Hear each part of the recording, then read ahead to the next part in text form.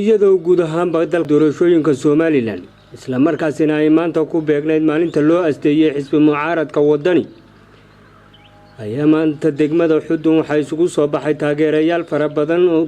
kala hadleen mas'uuliyiinta degmada xisbiga wadani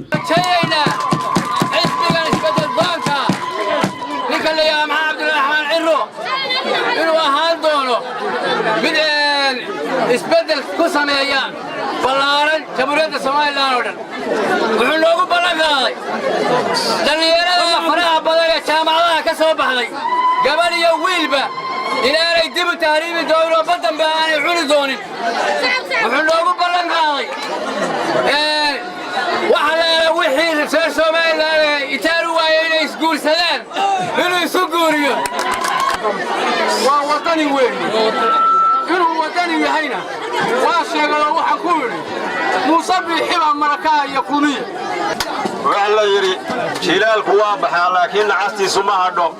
kulmiye jilaal buu wayna dhaafay waxa la yiri cibritay ceeb lagu sagootiyo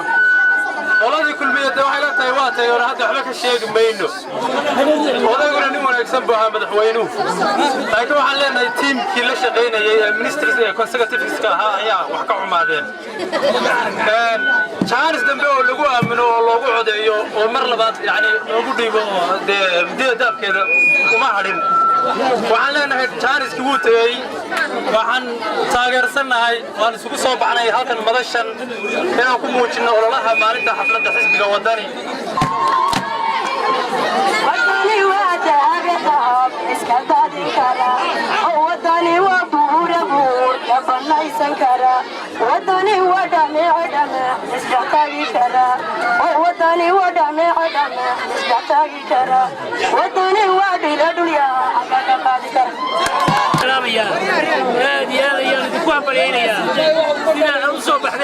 سيدا الموتسين مبديين سيدا الموتسين هنكينا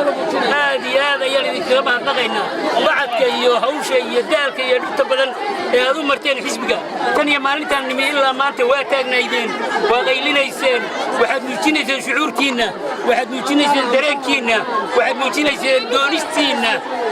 أنا نويد لقاء نويد لا رجني وأنا سيدي أنا يدين كل وحيل على العوالة يري عردادي لا تري مقاشي لا تري أغياشي لا يري كل مياتك مرة حضر ميا سامي كلا يعاد كل مياتك مرة حضر صاحبوك القرم صاحب مجاهد كبرانا لكمو مريض صاحب استيد السمر يهوب لكمو مريض عالك الموحباوي يالا وحن دارنا أنا نخارك عطينا إنانو كاركو عمانين إنانو بجاهد كايلانينو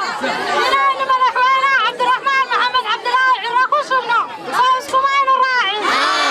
وعبد الله محمد كافر الله يسد